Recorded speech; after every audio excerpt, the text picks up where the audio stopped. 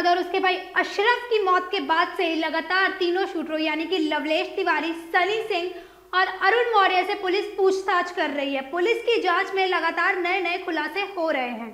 अब सनी सिंह ने हत्या में इस्तेमाल हथियारों को लेकर एक बड़ा खुलासा किया है। सूत्रों के हवाले से खबर आई है कि जितेंद्र गोगी के गिरोह के संपर्क से उन्हें हथियार मिले थे। आइए सबसे पहले जानते हैं कि कौन था गैंगस्टर जितेंद्र गोगी, जिसे भरी अदालत में अतीक अहमद जैसे ही जज के सामने मौत के घाट उतार दिया गया था। नमस्कार, मैं हूं आपके साथ अंजलि।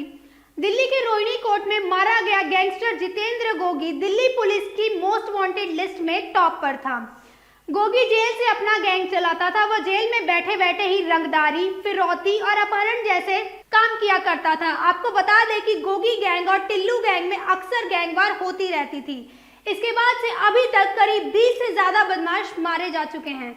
पुलिस के मुताबिक जितेंद्र गोगी 3 बार पुलिस की कस्टडी से फरार हो चुका था। जब तक गोगी गिरफ्तार नहीं हुआ तब तक वह दिल्ली और हरियाणा पुलिस के लिए एक बड़ा सिरदर्द बना हुआ था। जैसे ही जितेंद्र गोगी राजधानी दिल्ली के अलीपुर इलाके का रहने वाला था।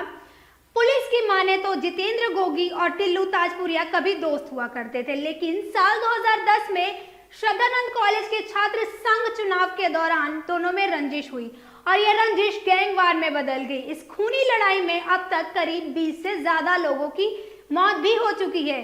जितेंद्र उर्फ गोगी का जन्म साल 1991 में दिल्ली के गांव अलीपुर में हुआ था। उसके पिता मेहर सिंह एक ठेकेदार थे।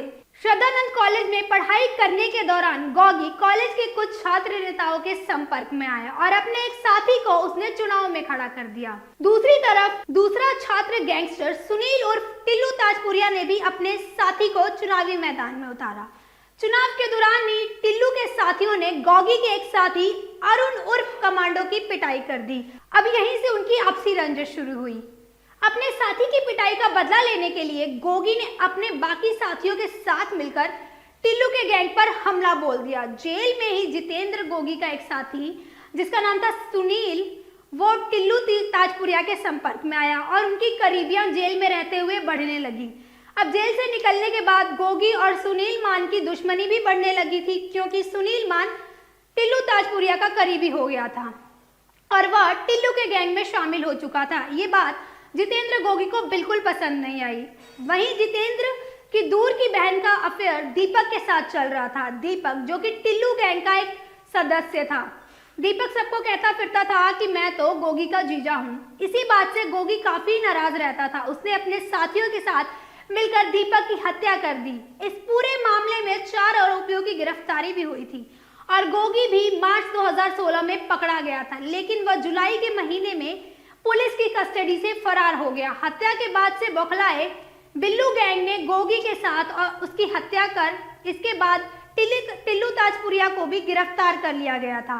दिल्ली में यह व्हाट्सएप की लड़ाई काफी पुरानी चलती आ रही है। गैंगस्टर नीतू दाबोदिया साल 2013 में पुलिस एनकाउंटर में मारा गया था। इतना ही नहीं, नीरज बवाना जो कि खुद को दिल्ली का डॉन कहता था, वो भी जेल चला गया था। इसके बाद से ही गोगी और टिल्लू के बीच जंग तेज हो गई और लगातार इन दोनों में गैंगवार होने लगी। दिल्ली पुलिस ने जितेंद्र गोगी पर 4 लाख और हरियाणा पुलिस ने 2 लाख का इनाम रखा था। उस पर मकोका भी लगाया गया था। दरअसल पिछले साल 3 मार्च को दिल्ली पुलिस की स्पेशल सेल ने जितेंद्र गोगी समेत उनके 3 गुर्गों को गुड़गांव से गिरफ्तार कर लिया था। अंत में कोर्ट में पेशी के दौरान गैंगस्टर जितेंद्र गोगी को रोहिणी कोर्ट में सितंबर 2021 में उनकी हत्या हो गई। अब इस गिरोह की कमान दीपक बॉक्सर संभाल रहा है। 3 लाख के इनामी दीपक बॉक्सर को दिल्ली पुलिस मैक्सिको से गिरफ्तार करके लाई है। अब बताया जा रहा है कि अतीक के हत्यारे बाबर की मदद से गोगी गिरोह से मिले थे। बाबर कानपुर का रहने वाला है और इसी गैंग से जुड़ा हुआ था। अब तक के लिए इतना ही। ऐसी और जानकारी के लिए बने रहें हमारे साथ। धन्यवाद।